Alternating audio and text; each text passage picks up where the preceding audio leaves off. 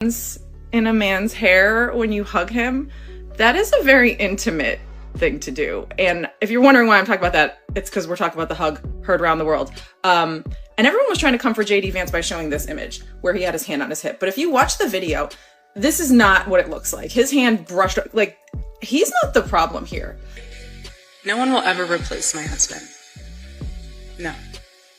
But I do see some similarities of my husband in JD and Vice President JD Vance. I do. And that's why I'm so blessed to be able to introduce him tonight. My background is very different from JD's. I grew up in San Diego, in a middle-class community.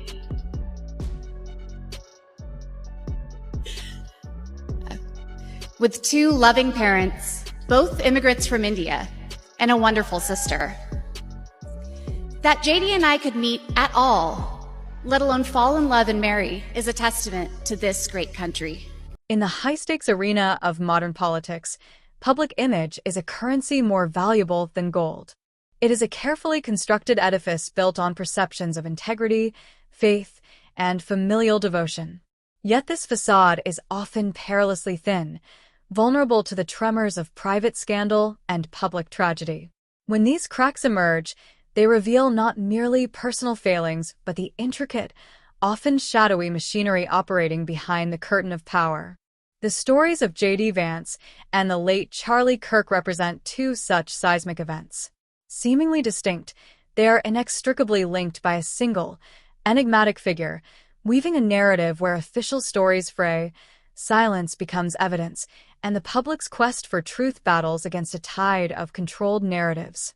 This is an investigation into a political affair that threatened a marriage and a career and a mysterious death that ignited a firestorm of suspicion. At the center of both storms stands Erika Kirk, a name that echoes through the controversies, a common thread in a tapestry of power, betrayal, and unanswered questions. To understand the full scope of this conundrum, one must examine each thread individually before perceiving the unsettling pattern they form together. The unraveling began not with a formal accusation, but with an embrace. In the crowded, fervent atmosphere of a political rally, a moment of human interaction was captured on camera and transformed into a national Rorschach test. Senator J.D. Vance, a figure who had built his brand on traditional values and unflinching principle, was seen sharing a prolonged, seemingly intimate hug with Erika Kirk, the widow of the late Turning Point USA leader, Charlie Kirk. To some observers, it was a simple gesture of condolence and political solidarity. To others, who dissected the footage frame by frame across social media platforms, it was a display that crossed invisible lines of professional and personal conduct. The positioning of hands, the duration of the contact, the subtle expressions, all were analyzed with forensic intensity. The video swiftly went viral, dubbed by online commentators as the hug heard around the world. Digital forums and comment sections became instant courtrooms where millions served as self-appointed jurors. The discourse was instantly polarized. Defenders argued it was a malicious misinterpretation of a benign act, a deliberate attempt to smear a public figure with baseless gossip. Critics, however, perceived a clear breach of propriety, a public display that hinted at a private connection far exceeding the bounds of political friendship. This public spectacle, however, was merely the visible tip of an iceberg. Behind the closed doors of a seemingly secure marriage, a private drama was reportedly reaching its climax. Rumors began to circulate, citing sources described as close to the situation, indicating that Usha Vance, the senator's wife, had already been grappling with a growing sense of unease for weeks. Allegations of late-night phone calls, increasingly vague explanations about work commitments, and a palpable emotional distance had allegedly sown seeds of profound doubt. The foundation of trust was described as already cracking. The breaking point, according to these unverified accounts, was the alleged discovery of a series of text messages. These were not characterized as casual or professional exchanges, but as emotionally charged communications hinting at an intimacy that transgressed the boundaries of a mere political alliance. The content of these messages remains unknown to the public, but their purported impact was described as catastrophic. A confrontation reportedly ensued, characterized by one anonymous source as a moment of total breakdown, where the essential pillars of the marriage, trust, loyalty, and shared purpose, were subjected to a stress test they ultimately failed. In an act that shocked political observers, Vance chose to step out from the shadows of the scandal. Rather than utilizing traditional channels of a managed press statement, her perspective emerged through leaks and confidences to associates. The narrative, pieced together from these accounts, painted a portrait of a woman navigating the painful terrain between public duty and private betrayal. Her decision to publicly acknowledge the rift was interpreted as both an act of profound courage and a desperate measure, an attempt to reclaim her story from the whirlwind of whispers and speculation. Throughout this burgeoning scandal, one principal figure remained notably silent: Erika Kirk. As the Vance marriage unraveled in the full glare of the public eye, Kirk's social media presence, once active, grew dormant. Photographs from her past were allegedly deleted or archived. She offered no defense, no explanation, no context for the embrace that had ignited the controversy. This strategic retreat from the public sphere was, in itself, deafening. In the modern economy of scandal, silence is rarely neutral. It is a currency that purchases rampant speculation. Her refusal to engage with a public narrative transformed her from a peripheral figure into a central enigma. Was this the posture of an innocent woman refusing to dignify baseless rumors, or the calculated maneuver of someone with something to conceal? Just as the political gossip regarding Vance and Kirk began to dominate one corner of the national conversation, a far more profound tragedy struck, eclipsing the scandal and plunging a significant segment of the political world into mourning and profound confusion. Charlie Kirk, the dynamic, polarizing, and immensely influential founder of Turning Point USA, was dead. The initial news reports delivered a stark, official line: a lone gunman, identified as 22-year-old Tyler Robinson, had fired a single shot from a significant distance during a campus event, resulting in Kirk's tragic and untimely death. The public response was initially one of unified grief. Kirk was eulogized as a martyr for his cause, a young visionary cut down in his prime. Memorials were planned, and statements from political luminaries poured in, praising his dedication and condemning the senseless violence. Yet, almost as quickly as the flowers piled up at makeshift memorials, the first cracks in the official story began to appear. The unified front of public mourning soon gave way to a cacophony of doubt, led by a powerful and unexpected voice from within Kirk's own circle. Candace Owens, a fellow commentator and former colleague, emerged as the most vocal and persistent skeptic. She used her substantial platform not to eulogize but to interrogate.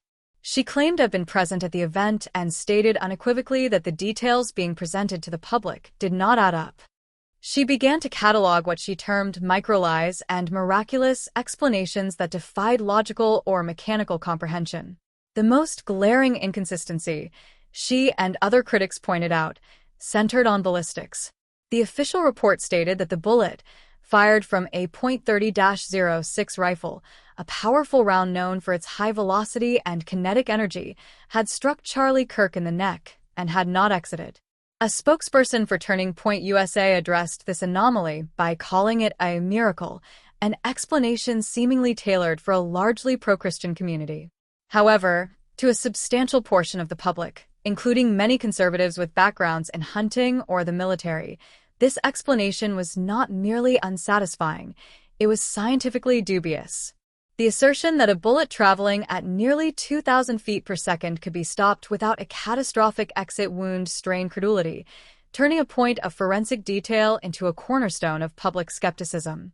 This doubt was compounded by other peculiarities. Leaked footage, time-stamped just minutes after the incident, showed a man, identified as a Turning Point USA staffer, removing a camera that had been positioned directly behind Charlie Kirk at the podium. When questioned about this action, the staffer reportedly claimed they were testing a new live feed system for the event. To skeptics, this rationale seemed exceptionally weak.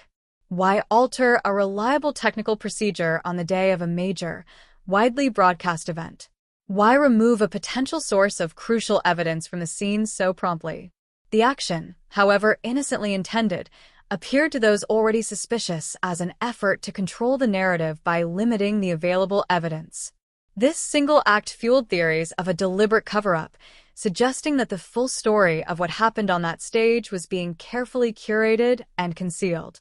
Amid this growing storm of questions, the public's attention turned to the woman now at the helm of the organization Charlie Kirk built.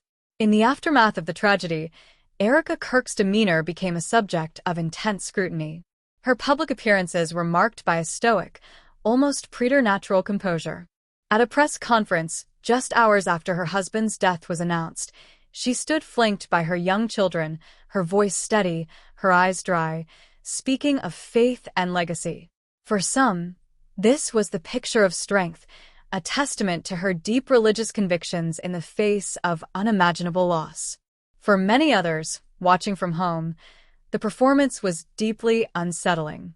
The expected raw grief, the tears, the visible collapse, all were absent, replaced by a polished and resolute calm that felt, to a growing audience, discordant with the circumstances. This perception was sharply intensified when, merely 8 days after Charlie Kirk was laid to rest, the board of Turning Point USA announced that Erika Kirk would assume the role of Chief Executive Officer. The move was justified as the fulfillment of Charlie's final wishes. Yet, to the public, it resembled a shockingly swift and seamless transition of power. The absence of a traditional mourning period, the lack of a visible succession process, and the notable absence of Charlie's parents from the announcement all contributed to a rising tide of suspicion. The narrative of the grieving widow was abruptly complicated by the reality of the powerful CEO. Online, the theories intensified. Commentators and amateur sleuths began piecing together Erika's background: a former Miss Arizona, a college athlete, her connections to pageants once owned by Donald Trump, and her rapid integration into Turning Point USA after meeting Charlie at an event in 2018. From this digital dissection, a more sinister theory emerged: the idea of the honeypot, an attractive asset deployed to influence, monitor, and potentially control a rising political star. While an extreme accusation, it gained traction in the vacuum of clear, transparent answers from official channels. The two scandals, the Vance affair and the Kirk tragedy, now began to fuse in the public consciousness, creating a feedback loop of suspicion. Erika Kirk was the bridge. In one story, she was the other woman, the silent, enigmatic figure at the center of a marital and political collapse. In the other, she was the stoic widow, the swift successor, whose behavior and rapid ascension invited intense skepticism. The strategies employed to manage each crisis were different, yet they produced the same result: deepened public mistrust. In the Vance scandal, the strategy appeared to be one of silence and waiting for the news cycle to move on. In the Kirk tragedy, the strategy involved attributing inconsistencies to divine will and framing legitimate questions as disrespectful to the grieving family. Influencers and media figures allied with the official narrative began to invoke Erika's grief as a shield, suggesting that to ask for further investigation was to dishonor Charlie's memory. This tactic, however, provoked a pointed counter-question. What kind of widow would not want every possible question about her husband's death answered thoroughly and transparently? The very act of suppressing inquiry became, for many, the most compelling evidence that something was being hidden. The online reaction to these intertwined dramas was explosive and divisive. Social media platforms became battlegrounds where competing narratives fought for dominance. Public opinion was sharply split. For every person defending Erika Kirk's composure as strength, another labeled it chilling. For every individual accepting the miracle explanation of the ballistics, another decried it as an insult to their intelligence. This division was not merely about the facts of the cases, but about trust in institutions, the media, and the narratives presented by those in power. The longer Erika Kirk remained silent on the Vance affair, and the more the official story of Charlie's death relied on faith over forensics, the more the digital detectives and concerned citizens felt compelled to seek their own answers. As the dust refuses to settle, the disparate pieces of these two shocking stories continue to form a disturbing and incomplete picture. What emerges is not just a tale of personal betrayal or a single tragedy, but a broader lesson about the fragility of public image in the digital age. We live in an era where every gesture is recorded, every silence is interpreted, and every official statement is met with instant, global scrutiny. Reputations built over a lifetime can be undone in a moment. The stories of J.D. Vance and Charlie Kirk, connected by the mysterious figure of Erika Kirk, serve as a potent reminder that behind the polished interviews, the confident smiles, and the crafted images of model families, there often lie unspoken struggles, hidden conflicts, and truths that are far more complex than the headlines allow. The world continues to watch, to question, and to wait for answers that may never fully come, proving that in an age of information, the loudest sound is sometimes the silence that surrounds the truth.